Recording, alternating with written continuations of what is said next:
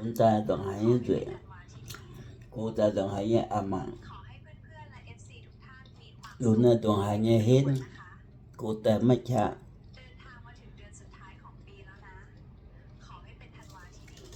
รุ่นเนี่ยรุ่นเนี่ยจะคงยันทางดูไว้เห็นยันอ้อฮบติ้วเห็นกูแต่จะคงไอ้เจ้าโลอ่ะจริงอ่ะไม่ใช่จริงอ่ะจริงโอ้มังอย่ามังเปิดนมเอาหมอยหวังมาให้โอ้อย่างคู่เนี่ยอย่างมันอยู่คู่อ่ะ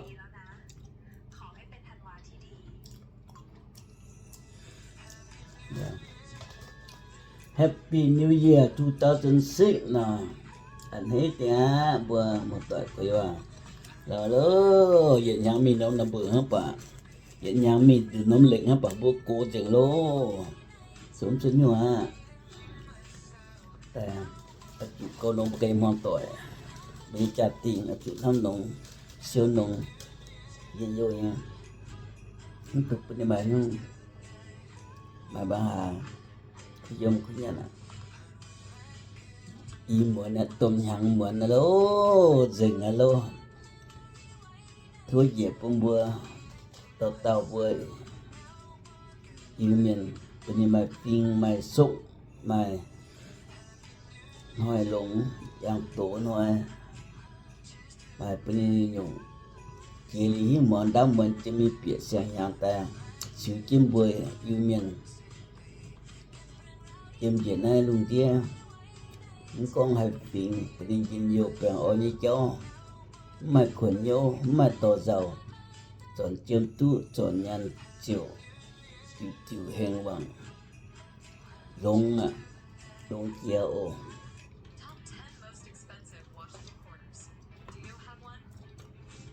bằng cái ná ngâm chân hộ vô hết tăng bữa nhiêu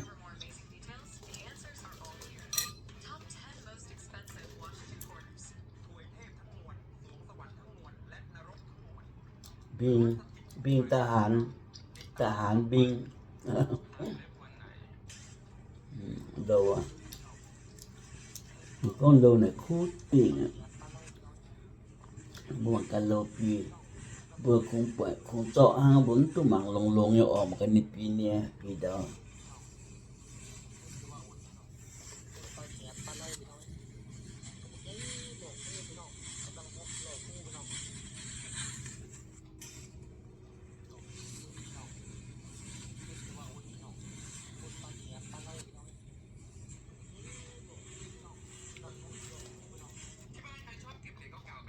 ये मते चंथाnya no hai mình có mà chặt tin hai bạn tôi nói với tao còn vô ta sư phụ ta này thì có một con đứa buồn mà là bấm như chỗ vậy mà ít bữa nôm ta cũng tự nhiên là vậy mà gì đi nôm nè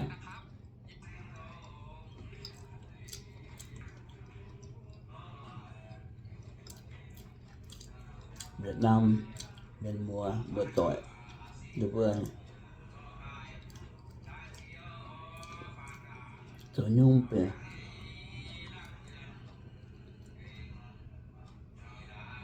những cái bật chỗ đám trên dịch trạng miếng tại nó lì này nó coi nhau về hồi hàng về cho đàng cho nhung về tổ xe bên hiu ạ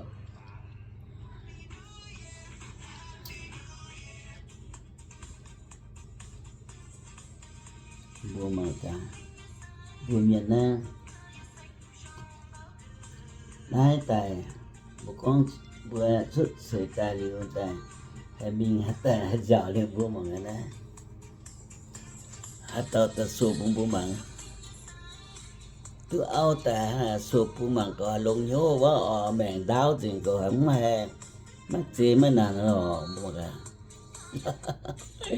ôi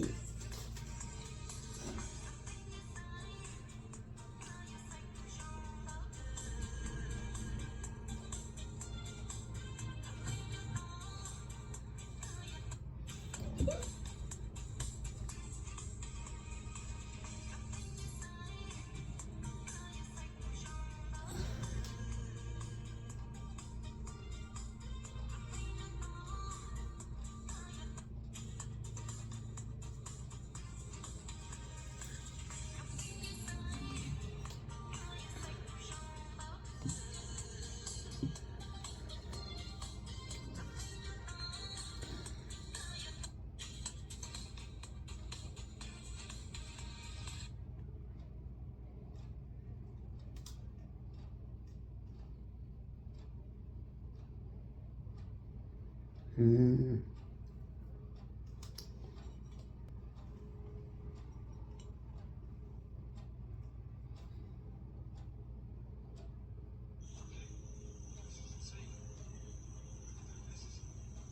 được vừa chỗ tài phán trên nhậm phén hiệu một cả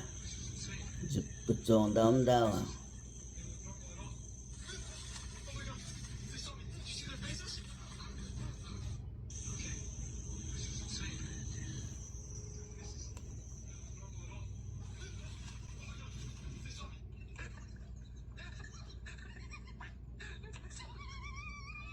xe mảng thì đồng địa sẽ chạy chân chỗ ta nãy kia xe mảng hay cò mảng hay vô tán tiền hàng hút nhận cái này bội hàng lô hả nè mảng tay hệ tiền mảng bà nhá mà tiền nhiều chẳng sinh tay đồ ná nhé bẩn đồ ná nhé thắng này mấy hiếu tuổi khi hè cà phê hè tôi hợp chỗ ạ mình có tiền xe phần tài nó tiền xe này tôi hay bên hết nhung ở bên hiệu ạ cái này hai trái thằng hộp ta giàu tinh ạ xe mang chẳng hay nó bấm hai chỗ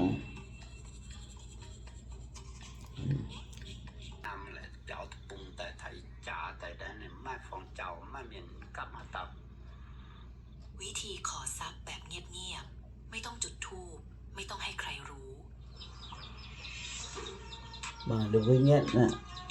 mà tới chăng bữa hay nó là bằng bà đấy bà nhỉ mà dư lưu nhỉ cái hay chết nhỉ tôi nhung nhỉ kiếm trang nó tôi nhung tiền con buồn á hay mà tiền nhồi chăng hay chăng chúng đó cái set phải được ắt con hoàn là cái xe tại đồng viên á nhưng mà tại bữa giàu nhận gì à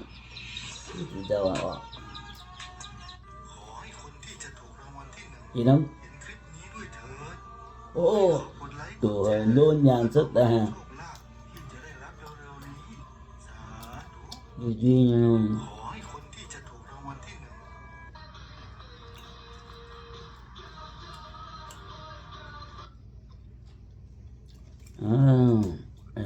rất tốt trọng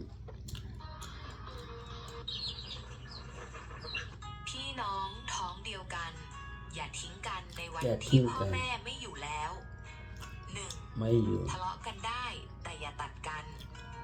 2. อย่าเอามรดกมาแลกสายเลือด 3. nhà về năm chưa có kiến hòa mình ไปรู้บอกนอฮะเจจงหินเลยเนอะแม่ต้องจุกนอ những cái hôm nay về còn nói với yêu mỏ tài hỗ gồm bẻ cho tại em mỏ tài anh có cứ hút anh có mày mới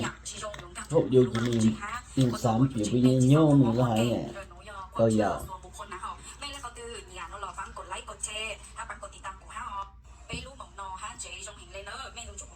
นอฮะเจกินไทยได้อย่างจีจงกูอยู่รู้ว่างรู้เจแม่แล้วก็ตื่นคือเนี่ยคือจ้าจีรถ bằng ye bằng nếu nhất năm bữa nó sẽ bằng lip bài hộ hay nhỉ nó chẳng thấu bữa nhất rồi ai là khu nhỉ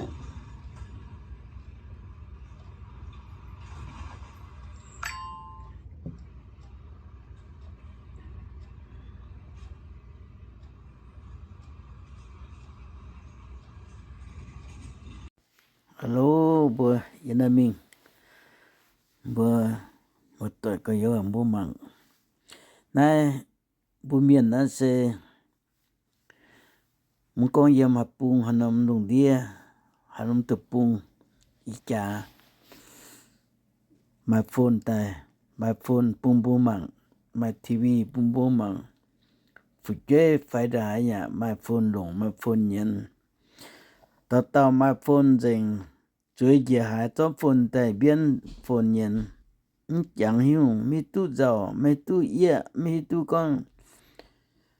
chùm hít tu mai thằng hà nó nhìn yêu chia cho phone nhân phone đi nó chẳng chủ nhớ xe มีโลนางยันนางอย่ากุนอาจจะฝนแต่ว่าเย็นมังอ่ะพันมังเจมิงเลียมนางให้ยันจริงให้ยิบ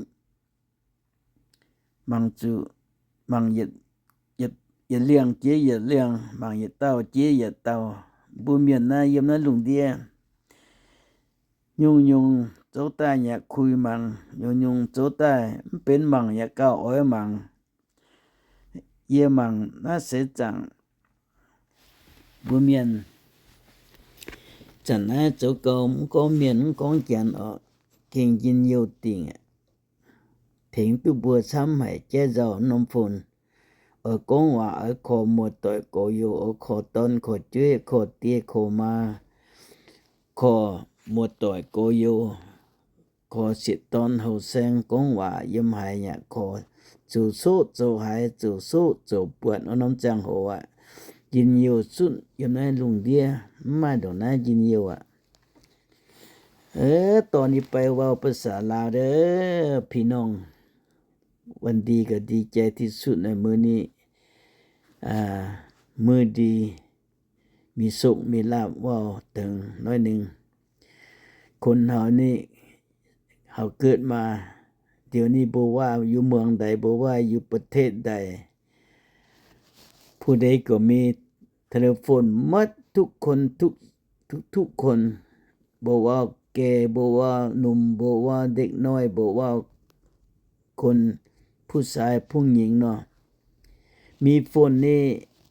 ดีใจที่สุดแหละอยู่ในโลกนี้กินข้าวก็เอาโฟนมาเบิ่งก็บ่ฮู้เบื่อเบิ่งก็บ่ฮู้บ่อยากหลับเบิ่งเรื่องนึงมันก็เบิ่งอีกเลี้ยงหน้ามาอีกคนเฮานี่เบิ่งคนงามก็มีเบิ่งคนบ่งามก็มีเบิ่งคนจ้าก็มีคนบ่จ้าก็มีเขาเฮ็ดไปถึงบนใดเบิ่งบ่ฮู้เบื่อเบิ่งยังบ่สร้างกินข้าวซ้ำอยู่ในโลกนี้โทรโฟนนี่มันจักเป็นบ่ได้เนาะมันมีหลายสิ่งหลายแนวหลายอย่างให้เฮาเบิ่งผู้ใดน้ำใจใดผู้ใดมักแบบใดก็เบิ่งแบบนั้นไปหาเบิ่งทุกมื้อทุกวันทุกเวลาทุกชั่วโมงบ่เบิ่งก็นอนบ่หลับต้องได้เบิ่งอีกเบิ่งไปอีกคนเฮานี่เดี๋ยวนี้มีโฟนแล้วจะเบิ่งประเทศหยังจะเบิ่งคนเนี่ยหยังจะเบิ่งอะหยังถ้าเจ้าฮู้เจ้าได้โลมาบอกเลยว่าเจ้าไปฮู้ซื้อก็ตีเข้าไปแล้วเจ้าก็เห็นหมดทุกสิ่งทุกอย่างอยู่ในโลกนี่แหละคนเฮาดีใจที่สุดเด้อพี่น้องผู้ใด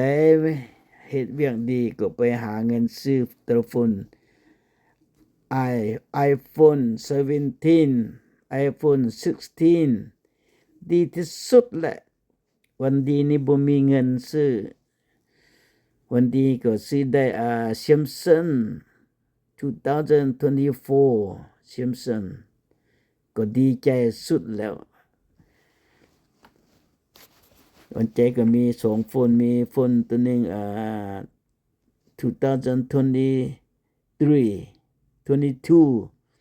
และลูกถึงเบิร์ธเดย์ของวันดีลูกชายก็เอาซื้อให้อีก2024 Samsung คันละสีดีใจวันดีทุกมื้อนี้ก็เฮ็ด YouTube แดไปถ่ายนี่ถ่ายนั่นมาเบิ่งกันไปนั่นแหละเบิ่งจนว่าเขาก็บ่สั่งกินซ้ำคนเฮานี่บ่ว่าคนแก่บ่ว่าคนหนุ่มเด้ออยู่ในนี่ถ้าบ่มีโฟนนี้ก็อุกแก่หลายเนาะถ้าเฮาบ่เบิ่งนี่ก็ยันจะเท่าหลายเฮาคิดไปคิดมาคิดสมองมันเสียเฮามีโฟนเบิ่งแล้วบ่ได้เสียสมองบ่ได้เฮ็ดหยังเวลาไปเฮ็ดเวียกก็ไปเฮ็ดเวียกบ่เฮ็ดเวียกก็เอาโฟนเปิดมาเบิ่ง YouTube ผู้ใดเ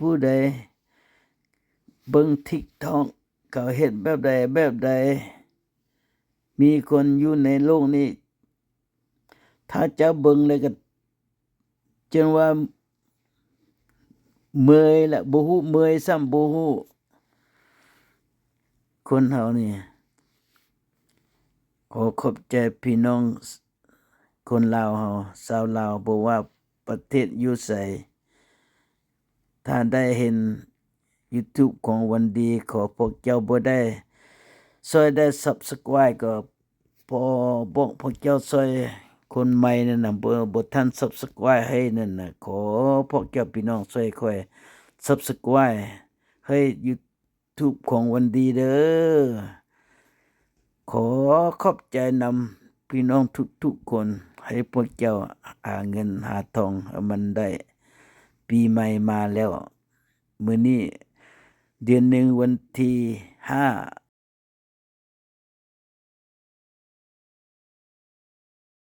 2006แล้วดีสุดๆแหละปีนี้เข้ามาแล้วก็ให้พี่น้องทุกๆคนร่ำรวยหาเงินให้มันได้หาทองให้มันมาไหลมาให้พวกเจ้ามีทุกอย่างทุกสิ่งกินแซ่บนอนดีสบายบ่มีอิหยังเจ็บเป็นไปหาเงินหาทองให้มันมาเต็มกระเป๋าเด้อขอขอบใจหลายพี่น้องพวกเจ้าอยู่บ่ว่าอยู่ใดถ้าเห็น YouTube วันดีเนี่ยช่วยเอาหมูโป้ให้ได้เด้อขอขอบใจ